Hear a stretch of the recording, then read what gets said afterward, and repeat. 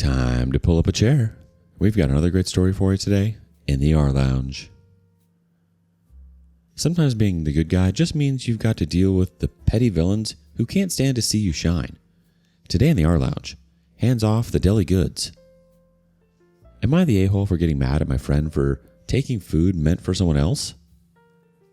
I, female 55, have two friends that are involved in this, Evie, female 55, and Joni, female 55. About 2 months ago, Joni was in a car accident. She broke her leg and other bones. Joni was in the hospital for several weeks and came home last week. Joni doesn't have any close friends or family nearby. Eve and I have been helping her out. We go to the grocery store, set up her medical equipment, do her laundry, etc. While visiting Joni in the hospital, she told me she really missed her favorite soups and foods, picnic and sandwich spread foods, from a deli one town over. Apparently, she and Evie would go there and buy food. Yesterday, I was in the town and decided to drop by the deli to pick up some of Joni's favorite foods. I had them put in a smaller container so she could take them out and have quick meals. I dropped by Joni's house and Evie was there too. Joni was so happy with all the goodies. Evie said that the food were her favorites too, and if she had known that I was going to stop there, she would have had me pick up some for her. Evie then took out her wallet and tried to buy some of the food off of me. I told her no, I bought it for Joni. I thought she would drop it. However, right before she left, she asked Joni if she could take a couple containers of food home with her. Joni told her okay. Evie looked at me and asked me if I was cool with it. I was floored and said, "It's a gift I bought for Joni. She can do what she wants." Evie took 2 containers of food.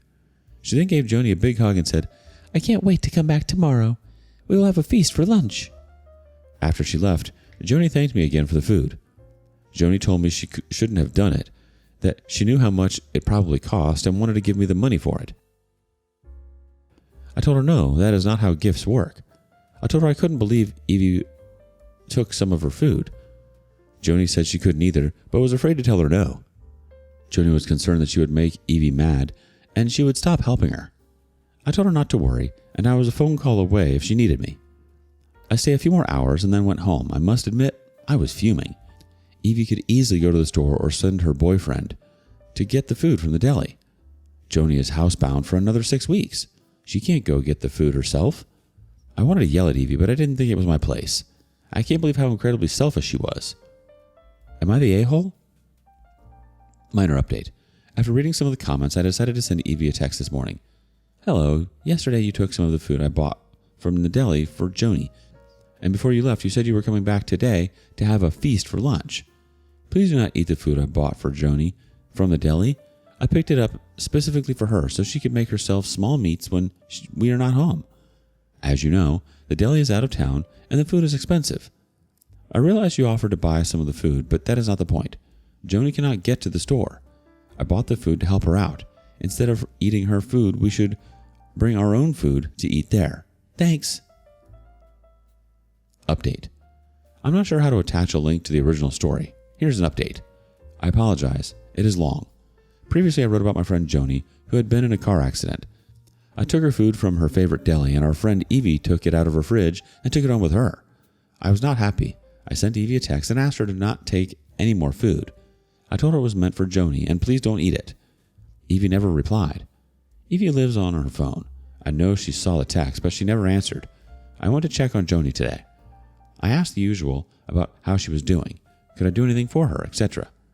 Joni was happy to see me, but I could feel something was off. I asked her if something was wrong. Evie was there the day before and apparently spent the entire time ranting about me. Evie told Joni about the text and what I wrote to her. Evie said, "What does she expect me to do? Help you make lunch and eat nothing while you are stuffing your face?" Joni told her it was okay and she could eat too. Evie made lunch for both of them, and after they ate, Evie made her a sandwich and took a soup to go. There was hardly any of the food I brought left. Mind you, I bought enough food to make multiple meals. I was livid. I told Joni I was sorry Evie took it out on her because she was mad at me. I told her she shouldn't have to put up with this while she was recovering. Joni told me she felt bad because it was all her fault that Evie was so mad at me, and it wasn't about the food. Evie is mad at me because I would spend hours visiting Joni at the hospital and at the rehabilitation center, but didn't spend the same time to visit Evie at her house. What the actual F? Let me give you some background. I work from home. I barely have time to watch TV. Since I'm always working, I never go anywhere, except Evie's house. Evie has parties at her house every Friday and Saturday. There's about 8 of us in the group. It's nothing fancy, just a group of people getting together and sitting by Evie's garden next to her fish pond. Most of the group smokes a certain herb and gets drunk. I don't drink or smoke, and I do not care if they do. We're all adults, they can do what they want. I go for the friendship.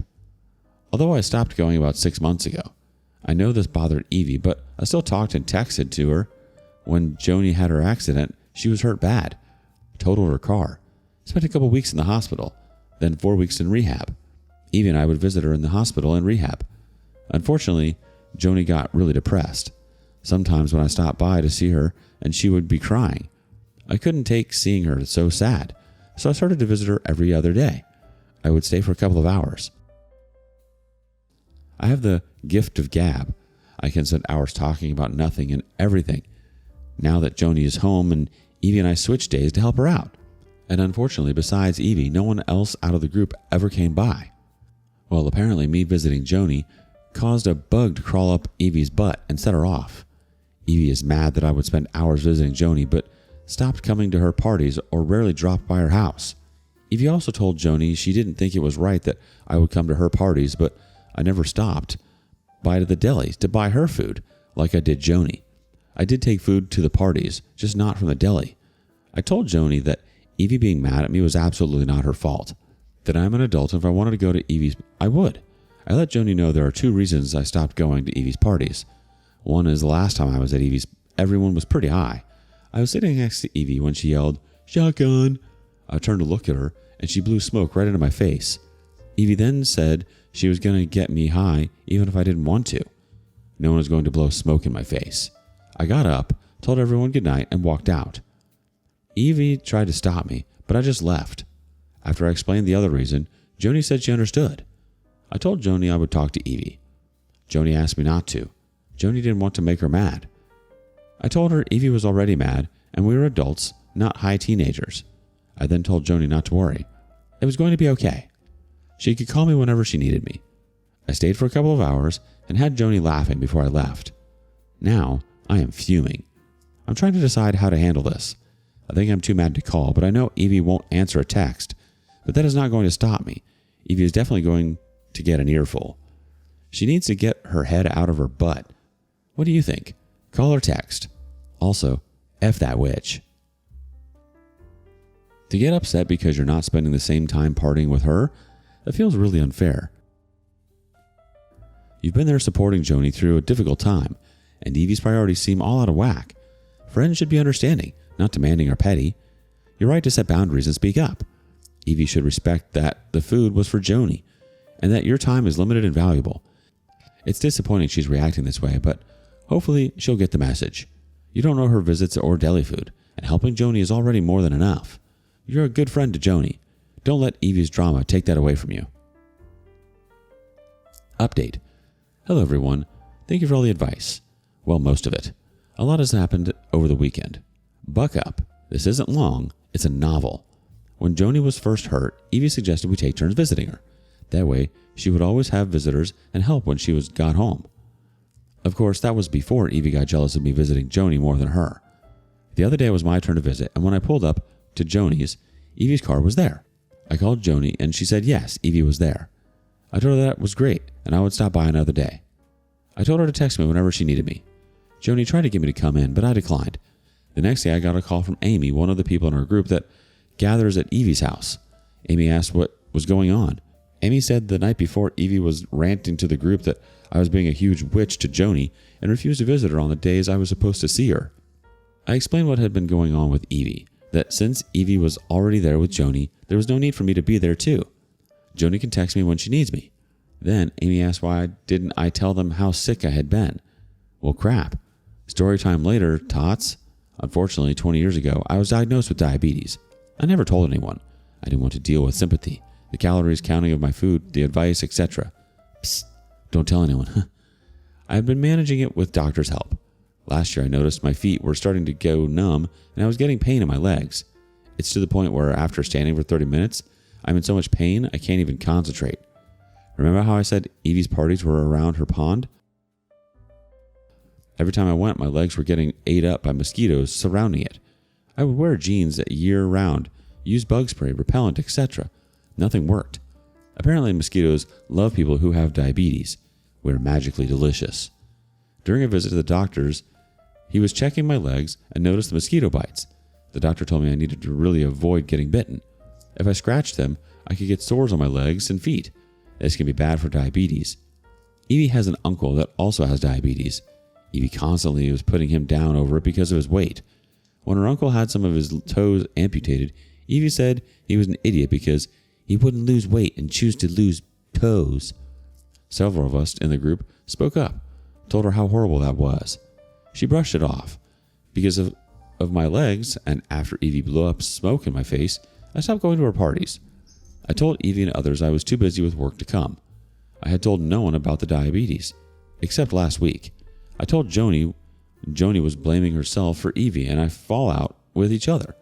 I told her no, it was the smoke incident, but the main reason I stopped going was because I had diabetes. I explained how hard it was on me, and it was starting to affect my health. Joni, in an effort to get Evie and I to make up, told Evie about it. Amy told me Evie couldn't wait to share it with the group. I told Amy it was my personal business and I didn't want to talk about it, but I did appreciate her concern. However, since Amy called me, I asked her what was going on with the group. Why had none of them visited Joni in the hospital, rehab, or came to see her when she got home? Amy said, Evie told us Joni did not want any of us to visit her because she was depressed. What the actual hell? Get ready for this, tater tots. Amy explained Evie had been visiting Joni in the hospital and Joni was depressed about her injuries and Joni told her to tell the group not to come. Then Joni went to the rehabilitation center. She was embarrassed about having to use a bedside toilet. Joni didn't want anyone to come visit and see it in her room. I asked why they didn't text Joni. Amy said Evie told them that Joni didn't want anyone to text her and kept her phone turned off. Evie told them Joni would let them know how she was doing through Evie, that Joni only wanted me and Evie to visit her. I let Amy know this was BS, yet Joni had been a little depressed, but she never said she didn't want anyone to come. I told her Joni asked me why no one had come to see her or text her. Good Lord, doesn't anyone know how to use a phone anymore? Amy said she would let everyone know to start contacting Joni. She apologized for not doing it sooner. I told her I wasn't the one she needed to apologize to. Personally, I think Evie told the others not to contact Joni because she liked the attention she would get giving everyone updates about her. Okay, hang on, Spuds, it gets worse. I sent Evie a text. I heard you told people I wasn't helping Joni. I get that you were mad because I told you no, you couldn't take the food I brought for Joni. I also know you went back and ate a good portion of it. What an incredibly selfish thing to do. I did not come up to see Joni the other day because you were there. We had already agreed to go on alternate days. I still intend to stick to that schedule. I would tell you to stop spreading lies about me, but I realize you are incapable of that. I have no desire to see you. Eve responds, First of all, Joni told me I could eat some of the food. I can't believe you are making a big deal out of this. When did you ever bring me food? Second, I didn't say you weren't helping Joni. Third, I will go see her whenever I want. Me, are you for real? I brought food for everyone at your parties. I always asked what you needed me to bring. Did you forget about the chicken, pizza, subs, etc. I brought? As a matter of fact, everyone brought food for your parties and gave you leftovers. You had enough food to eat for a week until your next party. The only thing you provided was the grill and a place to sit. And yes, several of us noticed this. You weren't that sneaky about it. I had the deli put the food into individual portions so Joni could make small meals for herself. You were being rude and inconsiderate. You were the one that suggested we go to Joni's in different days to help out. You go see her anytime you want. I will have Joni text me when she wants me to come over. Eve responds, You're dang right. I will go whenever I want. I don't know why you even came to my house. You always thought you were better than the rest of us, but I know why you stopped. What a stupid excuse. You got diabetes. Do you really expect anyone to believe that is why you stopped coming out? Me. I don't care what you think. I do not believe I am above anyone else. We're all adults and can make our own decisions. No one had any issues with me not smoking or drinking for years. Then in the last couple of months before I stopped coming over, you started bringing it up. Quite frankly, you did that to have something to complain about me. I don't know what happened to you. Over the last couple of years, you have been going off the rails. You yell and scream at anyone who has a different opinion than you. You punched Steve in the head because he was aggravating you. What the hell? Why would I tell you about my diabetes? After the way you mocked your uncle? Hell no. It's none of your business. Eve responds, You think you're better than us because you don't smoke or drink. You're full of crap. You don't need to worry about ever coming to my house again. I don't want to see you either. And don't expect me to come see you when you're in the hospital getting your toes cut off because of your witchiness. Me. I agree. If I'm ever in the hospital, don't bother to come see me. I am positive the mosquitoes that infested your pond are a direct result of following your swampy butt around. And if I die before you, don't come to my funeral. If you do, I will literally crawl out of my casket, grab you by your rat's nest of hair, and drag you out of the funeral home, kicking your nasty butt all the way. How's that for witchiness? I was fuming. Then I remembered the group chat. I was still in it. Get ready, French fries. I served up a plate of petty with a side of pissed off witch. I immediately made screenshots of the text and posted them before I was blocked, along with this message. Hey guys, I wanted to apologize for not coming to Evie's house anymore and not telling you why. Without going into details, I have not been in the best of health. Sitting around Evie's mosquito-infested pond was taking a toll on me. Plus, Evie's behavior towards me and others has gotten out of hand. I understand Evie has told everyone I stopped because I think I'm better than you all. Well, we are adults. I've never cared who smoked what or what they drank. If you know me, you know that's true. I understand that Evie told you all that Joni did not want visitors at the hospital, the rehab, or after she got home. That is an absolute lie. Telling you that was pure evil. I would encourage all of you to reach out to Joni. I'm sure she would love to hear from you. I've been helping and visiting Joni. That is what set Evie off on me. She is mad about the time I spent with Joni, and I took Joni some of her favorite food from a deli. Evie offered to buy it off of me, and I told her no. Evie not only took some of the food home, but came over the next day and ate most of it. This is inexcusable. You can read our text exchange about it. Despite what Evie has been telling you, I have no plans on abandoning Joni, and it would be great if everyone could reach out to her. As for you, Evie, since you are so hungry and too lazy to drive to the store, I have a great suggestion. Why don't you stroll on over to the farm next door, go into the chicken coop, pick up a hen, not a rooster, and wrap your lips around its butt. That way, you can suck an egg directly out of the chicken's butt. Good luck, everyone. Except you, Evie. You can go F all the way off. After I posted, I sent copies of it to everyone individually, along with a message I hope we can keep in touch. So far, the fallout has been glorious. Update. Hello, I have some updates. First, good news. The social worker from the rehabilitation center contacted Joni. Joni's insurance will pay for her to have a home health aide a couple times a week and a physical therapist come visit her too. Although I thought this was great, I wondered why they didn't set this up before she left the rehab. Joni said the social worker did talk to her about it before she left, but Evie told her not to do it. Evie told her most of the home health aides were criminals and would steal her stuff. I told her the companies do background checks on employees before they hired. I told her most of the people are good people. They just want to help others. And the only thing that is criminal about being a home health aide is they don't get paid enough. Now to the fallout. I heard secondhand from my pal Amy. Buckle in. Evie's boyfriend, let's call him John, broke up with her permanently. Amy told me John had called her and asked her if she could drop by. John came over and gave her 2 bags of food from the infamous deli. John asked if she would take them to Joni and tell her how sorry he was about everything. John had read the group chat and messages. He asked Evie if the food that she was making them for their lunch the week before was from Joni's. Evie told him yes, but Joni had told her she could take it. John told her that it was a crappy thing to do. Evie started losing her temper and yelled at him for taking my side. He said he wasn't, and she was wrong. John said he and Evie got into a huge fight. John told Evie he was tired of all the fighting and they were done. John didn't live with Evie, but he did have a few things at her house. He was packing up his stuff and she went ballistic. Evie was following him around the house, screaming and hitting him. John said he was leaving Evie, started kicking him, and tried to block the door. He managed to get out and into his car. Evie told him if he left, she was going to call the cops and say he beat her up and he would be going to jail. John told her he knew she would say that because she threatened to do it to him before. Thankfully, John had been recording the entire fight on his phone. He told her to go ahead and call the cops. One of them would be going to jail, and it wouldn't be him. He had proof she attacked him. She threw stuff at his car as he got away. Amy asked John how long had she been acting like that.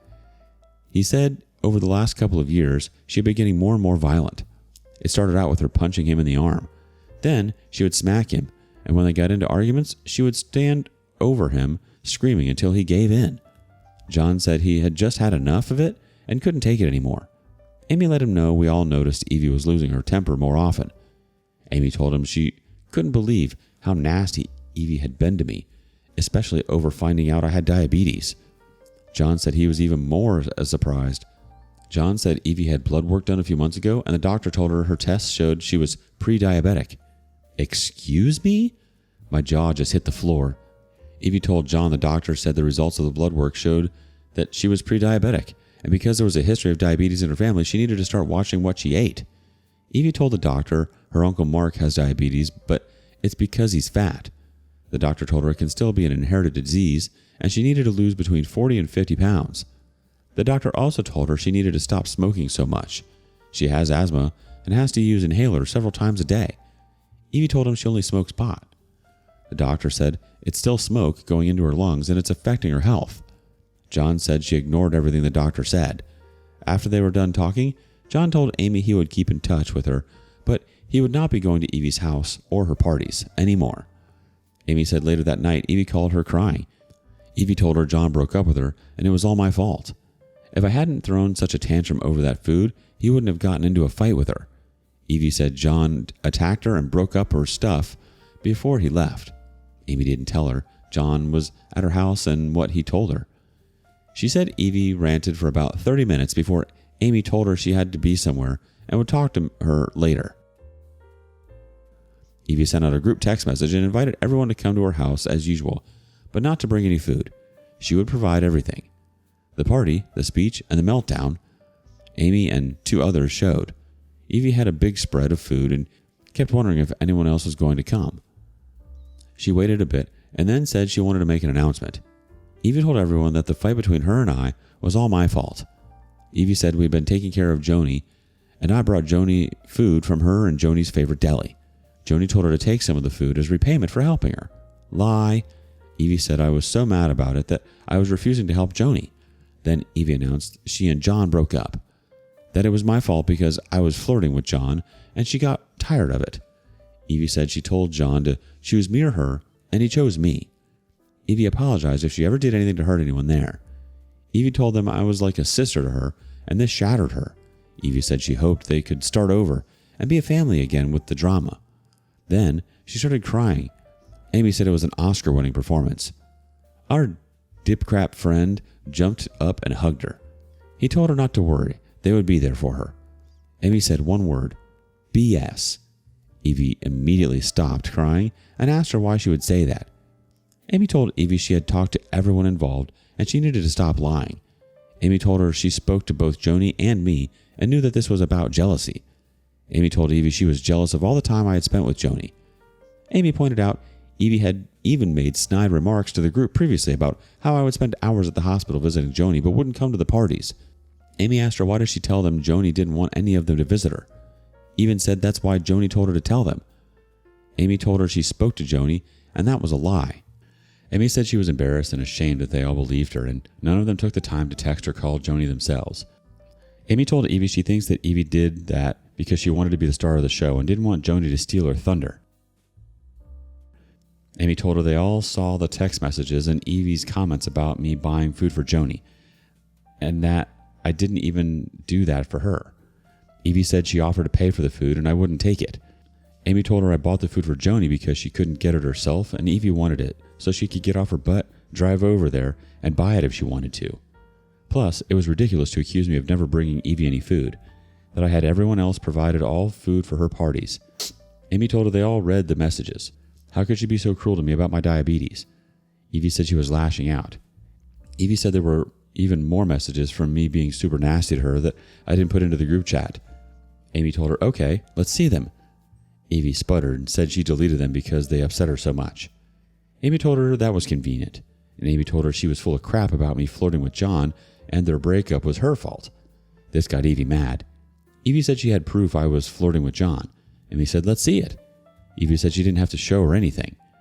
Amy told her that John had come to her house and told her what really happened. Amy told her John had showed her the video he recorded of her freaking out. John said it had been going on for years and he showed all the scratches and bruises she gave him. That sent Evie over the mutter trucking edge. Evie exploded. She then accused Amy of sleeping with John.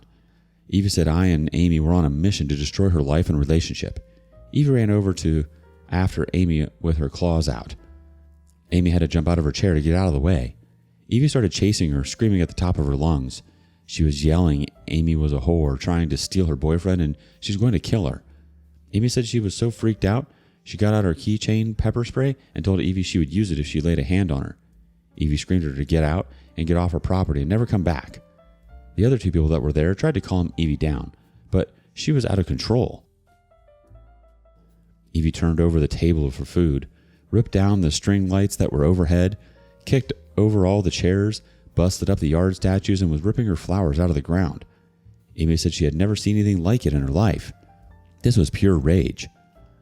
The others tried to stop Evie, and she screamed at them to F off and get the F out, then pushed them. They started running to their cars too. They all left immediately. Amy said she walked out backwards in fear of getting attacked. Amy said as she was pulling out of the driveway, Evie ran out in front and started ripping down the hanging plants off the porch. Amy told me she was shaking on the drive home. She had never seen such rage before. Amy said she was so freaked out she stayed at her mom's house for the night. Amy said the next day the other people at the party sent her a text and asked if she was okay. One of them drove by Evie's house and it looked like a tornado hit it. The yard was torn apart, everything was thrown off the porch, and windows were broken by stuff that was tossed out through them.